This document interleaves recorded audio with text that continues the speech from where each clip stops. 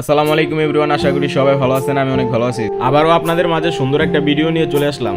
আজকে আমি আর নাজির কাকা মিলে চলে যেতেছি কচুয়া। বাড়িতে বসেছিলাম একা, নাজির কাকা বলতেছে চল আমার সাথে ঘুরে আয়। বাড়িতে বসে না থেকে চলে যেতেছি নাজির কাকার সাথে। আর বাইকের পিছনের সিটে কার না বসতে ভালো লাগে, আরো যদি থাকে এরকম সুন্দর একটা রাস্তা।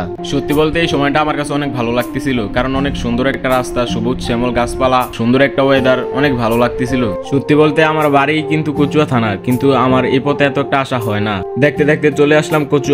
এখানে আমাদের আগে থেকে নাজির কাকার বাড়ির সবাই এসে পড়েছে, আর কাকার বাইকটা এখানে পার্কিং করে চলে আসলাম কাকার বন্ধুর দোকানে। এখানে আসতে না আসতে আমাদের জন্য নাস্তা নিয়ে চলে আসছে। আপনারা অনেকেই হয়তো জানেন নাজির কাকা একজন ডাক্তার আর ওনার বন্ধু একজন ডাক্তার। তো আমাদের খাওয়া দাওয়া শেষ হয়ে গেলে আমরা চলে আসি আমাদের কাজে। তো এখানে আমরা মূলত এসেছি নাজির কাকা তারা জায়গা কিনেছে, জায়গা ওনাদের নামে করে নিতে। চলে আসলাম সাব রেজিস্ট্রারের কার্যালয়ের সামনে, আর এখন চলে আসলাম দলিল লেখক কামরুল ভাইয়ের অফিসে। আর উনি কিন্তু আমাদের গ্রামেরই একজন, নাজির কাকার শ্বশুর, ওনার উকিল বাপ। আবারও চলে আসলাম কাকার বন্ধুর ফার্মেসিতে, আর ওনার বন্ধু বাড়িতে গেছে একটা কাজে, আর উনি এখানে সেবা দিতেছে। তো আবারও চলে আসলাম সাব রেজিস্ট্রার কার্যালয়ের সামনে। তো আজকের মতন এখানে কাজ কমপ্লিট। তো এখন চলে যাব বাড়িতে। আর বাড়িতে আসার সময় বৃষ্টিতে গেছি ভিজে। হঠাৎ মাঝ রাস্তায় অনেক বৃষ্টি হয়, তাই আমরা একটা দোকানে এসে দাঁড়ালাম।